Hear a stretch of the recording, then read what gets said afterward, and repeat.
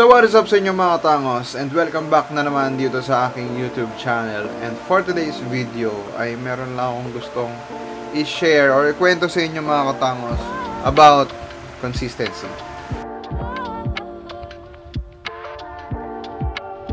About consistency mga katangos, tanggalin nyo na yung pangalan ko dyan dahil hindi ko talaga kayang maging consistent.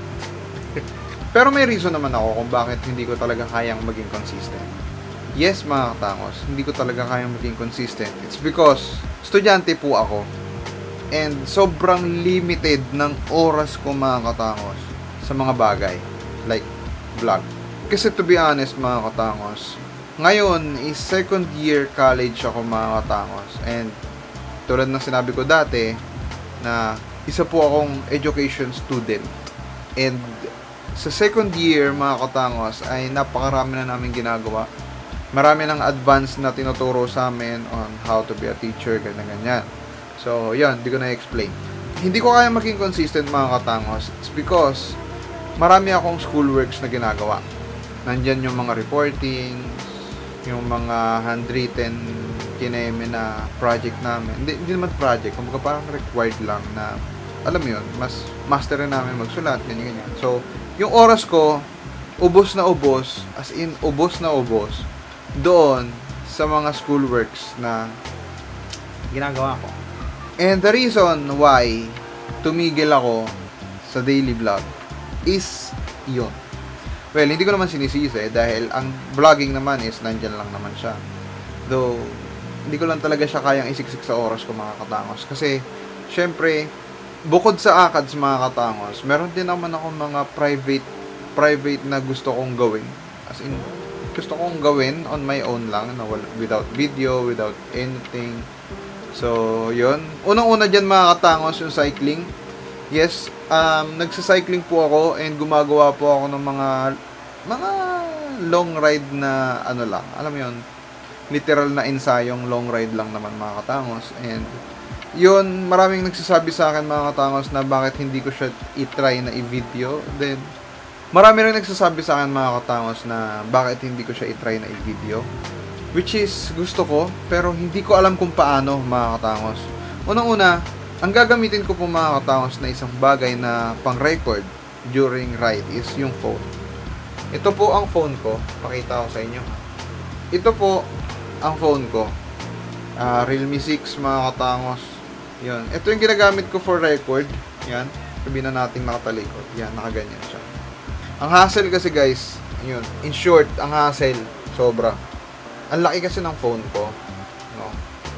Kaya nga, isa sa pinakapangarap kong camera is yung, kahit yung Instago 3 or 360 o kaya yung Osmo Pocket 3. Basta yung mga maliliit lang na camera na handy kahit sa ride, kayang makapag-document. Palag na ako dun. Wait, balik tayo sa topic mga katangos, no? Yun nga, hindi ko kinaya na maging consistent mga katangos is because bukod sa ACADS, may mga bagay akong ginagawa na parang hindi ko trip i-video. Siguro isa na rin dun sa ngayon yung cycling, pero soon siguro kapag once na medyo nakaluwag ako, like magkaroon ng Insta 360, di ba?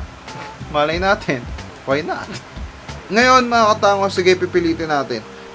Hindi ko man may papangako kung magiging consistent yung paggawa ko ng video and all, kung vlog or share kung ano man. Hindi ko masisigurado kung magiging consistent yun, pero I'll try my best. Pero hindi ko lang talaga masisigurado yung araw-araw. Yan lang ang masasabi ko. Hindi ko masisigurado yung araw-araw. Pwede ako mag-offer, if ever napapayagan nyo ako mag-offer, siguro every 3 days. 2 times a week pwede ako mag-upload, pero araw-araw guys, pasensya na po, hindi ko po kaya ang daily. Talaga. Yun lang mga katangos, no? Mas kailangan ko kasi talagang mag-focus sa ACADS. At the same time, sa mental health ko mga katangos, no? Medyo nade-drain ako na hindi ko maintindihan. Some of my subscribers mga katangos, alam yun. Opo, shoutout kay Keboy. Si Keboy kasi mga katangos, yun talagang madalas kong nakakakwentuhan about my personal life. And alam niya yung mga sinasabi ko about drains. As in, sobrang drain kasi talaga yung utak ko na hindi ko alam. Yan, may mga ganun ako. So, kung bakit nga ba ako sobrang hindi talaga kinaya yung daily vlog dahil talagang wala, mabigat lang talaga sa oras. At the same time, hindi ganun ka-good yung equipment na ginagamit ko, which is yung PC ko. Dahil isa yan sa cause kung bakit ang tagal kong mag-edit. Dahil inaabot talaga ako ng umaga, no? Sa rendering tsaka sa editing. Kung tatanungin nyo ako anong oras ako nag-edit mga katama, siguro natakil ko na to sa vlog ko dati, di ba? Natakil ko na to yung proseso ng daily vlog na title. Natakil ko doon kung anong oras ako nag-start, usually 8, pinakamaaga na yung 8 PM, or 9, mas madalas 10. Syempre, once na, minsan kapag ka nag-edit ako, or during editing mga katangos, gumagawa ako ng ACADS ko, so hindi dire-diretso yung editing ko. Medyo tumatagal. Kapag once na hindi ko alam yung ginagawa ko sa ACADS ko, lalapag ko muna saglit, then edit saglit, then maya balik ako sa ACADS, sulat, and all. Yun. Ganon ang ginagawa ko. As in, minumultitask ko para lang may magawa akong video. Or para lang kahit papano may ma-share ako sa inyo. Ganon ako nagmumultitask. Ganon ako kahit papano nag-e-effort sa vlog mga katangos. Hindi ako nag-iingi ng awa or something mga katangos. Basta, wala, sinishare ko lang na kahit paano nag-e-effort ako guys. As in, yun lang. Kahit paano nag-e-effort ako. Mga katangos, I hope naintindihan nyo mga katangos no, kung bakit. Pasensya na talaga. As in, sobrang sorry. Bakit hindi talaga ako nakakapag-daily vlog.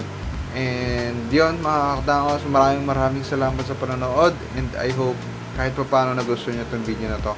Mamaya may isushoot ako ulit na isa pang video. Sige, sagarin na natin to.